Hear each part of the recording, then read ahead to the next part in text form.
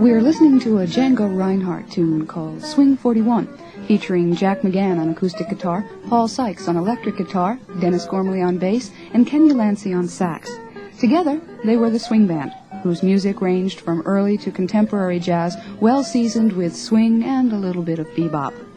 The musicians have recently gone their separate ways after playing together in the area for several years. When Jack McGann visited Fresh Air earlier this year, Terry Gross asked him if, in the beginning, it was difficult to find musicians versatile enough to perform such a varied repertoire. I don't know. This is a weird way to start answering that question, but you see, I've never really had to go out and actually find someone. What happens is that I meet people and we play together, and if we have a good time, we do it again. Like, for example, Paul and I have known each other for 4 years or so, and we started playing together. We started playing bluegrass together, and as time went on, we both started learning together. This band is very much, and Kenny as well, Kenny, who was coming from more of a jazz background, we sort of met each other, and we lived in the same neighborhood and started to play together, and we brought different kinds of music to bear on the situation, and like I've taught a lot of what I know to Kenny about, like, fiddle tunes and things like that. He's taught a lot about, how to play, how jazz works to me, and so the versatility is a product of our working together, and the band is the same product, because we've purposely explored different avenues. We said, now what do you have to do to sound just like this? I mean, not that that's a prime goal, but it's a way of understanding how the music how it works, what's the functions of the different instruments in the band. If you can make a sound like that, there's a very interesting story about it. I just thought of this. There was an argument going on in one of the departments of Western civilization, I think it was at Penn, where people were saying that the only way that you could prove you really understood a past era was if you could forge a document from it and have it slip by, right? Because then you would have demonstrated that you understand it. Well, the same idea is true in terms of music. Like the first tune we played is, like, in its surface sounds very similar to 1939 swing, 1942, Django Reinhardt, Benny Goodman, Charlie Christian. And we do that purposely, but it's because we like that music, and it's part of our study, our constant studies, to learn how to do things like that. That's how we get into the instruments, Most of the band lives in West Philadelphia, right? Yeah, except for Dennis, who plays bass, Dennis Gormley, who lives in New Jersey. So that in West Philadelphia can, give you the title of neighborhood musicians. Oh, definitely, no question about it. I feel that the band itself evolves from being in a neighborhood. Like, you have to learn together. You have to devote time together on a daily basis, on an every other day basis. And it's part of your daily work. That you spend a couple of hours playing with a couple of other people. And you nurture those relationships. And it's very unlikely that I would get up on stage and make plans to play with someone unless I had that kind of background with them. Which is a different way of thinking about one's musical existence than, for example, the person who makes his reputation and his money as a studio player, who goes in and plays most often with people he's never seen before, or people he sees once a year or twice a year. And there's a lot of perfectly respectable music that gets made that way. And I'm sure even a lot of it is a learning session, as a place where everybody learns. But, that hasn't been my way of developing. My way of developing is to learn in my own living room and to learn with the people who live around me and who can exchange with me and on an everyday basis, The swing band concerts that I've been to have always been well attended. It's always been filled, and there's a lot of people there. We have a lot of friends. Yeah. No, but it seems to me that if you, live in a neighborhood and play gigs within that neighborhood, that you really run the risk of everybody staying home and saying, well, I'll see them the next time. Well, one of our solutions to that is to have a constant flow of new material. Right. That's really true. Yeah, and that, it's important to us, because it means that we're not repeating ourselves, and that people are always coming to see how well we've grown, how much better we've gotten since the last time they've seen us, and that's, and I feel that that's a very solid base for a person to live his life on. If you don't want to spend a lot of time cultivating the acquaintance of people that you don't like, or that you don't live near, or that you don't want to like, or you don't want to know, then you have to cultivate your living in the place that you live. The few times that I've had very much to do with recording studios and with record company executives, I felt lied to. I felt as if as if I was exploited. My time was being used, and they were using a short period of my time to capture something that was certainly not made under the most ideal conditions, and then go try to dress it up as something other else than what it actually was, so that they could sell it. Put a different picture on the cover, things like that. Just I found it very unpleasant. It had nothing to do with me as a person. So you're pretty consciously staying out of that scene.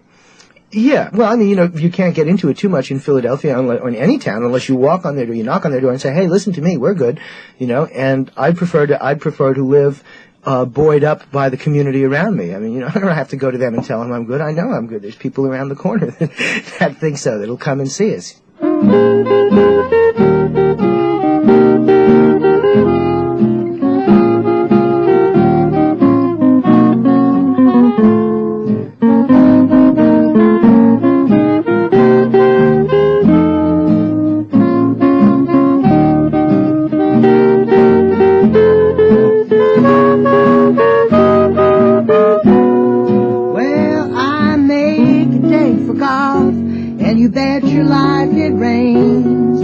Try to have a party, and the guy upstairs complains. But I guess I'll go through life just catching colds and missing trains. Everything happens to me. I've never missed a thing. I've had the measles and the mumps, and every time I play a card, my partner's got the trumps.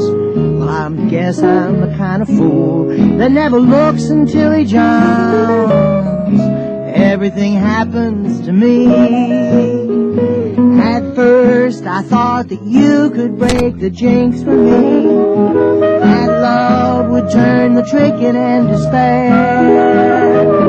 But now I know this foolish heart that thinks for me has mortgaged all my castles in the air. I've telephoned and telegraphed, sent an airmail special too.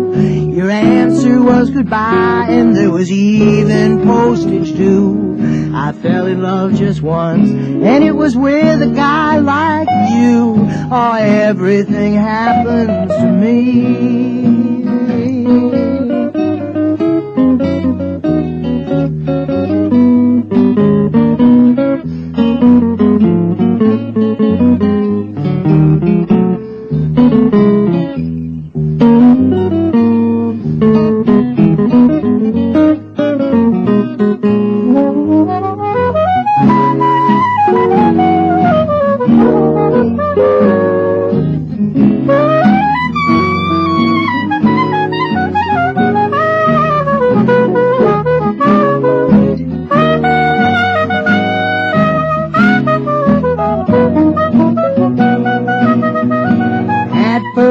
I thought that you could break the jinx for me, that love would turn the trick in and despair. But now I know this foolish heart that thinks for me has mortgaged all my castles in the air.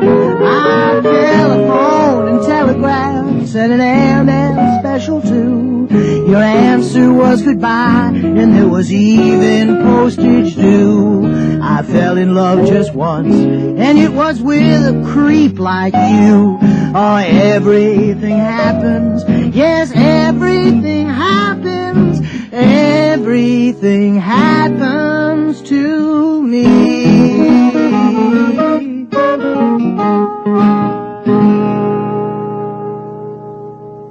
That's another thing that I really like about the band. A lot of the songs that you do and that you sing have really interesting lyrics. Mm-hmm. Oh, well, that's a necessity. I mean, you see, like, that has to do with that somewhat conscious decision to avoid, I guess, what you'd have to call commercialization, but I don't want to be trapped into saying that, because I don't mean to say that I don't want to make money. If that's being commercial, it's being commercial. But one of the hallmarks of I think, of a commercial singer is the willingness to sing anything.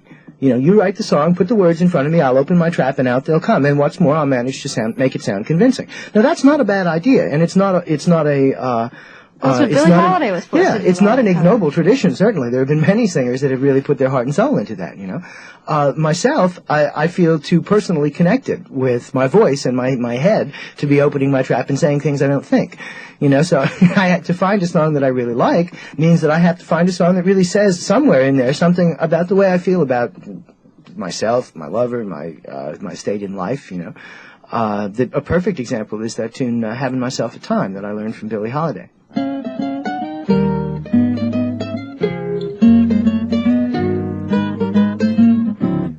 Well, I'm having myself a time.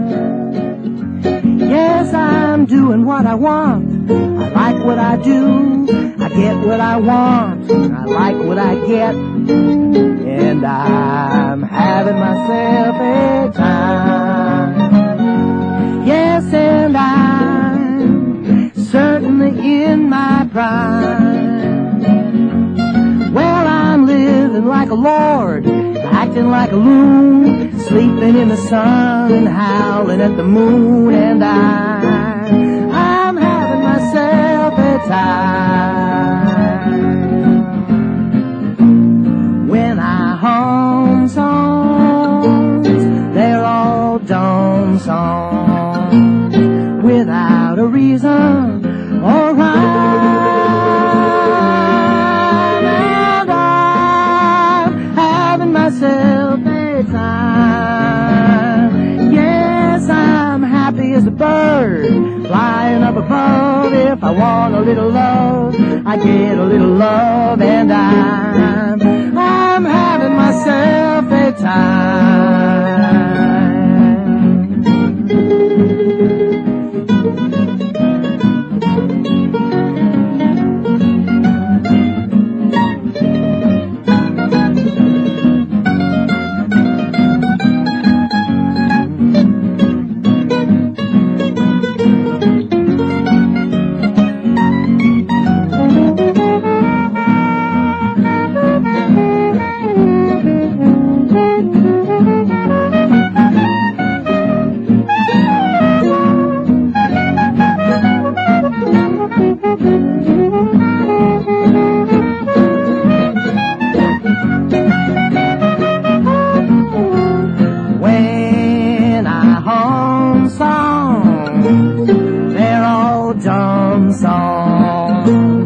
Without a reason or rhyme. And I'm having myself a time. Yes, I'm happy as a bird, flying up above. If I want a little love, I get a little love. And I'm having myself a time.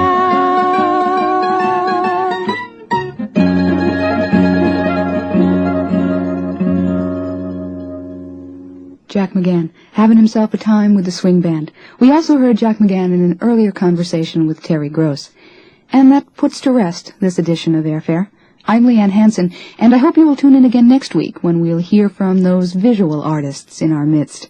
Until then, thanks for listening and have a good evening. This is WUHY-FM in Philadelphia.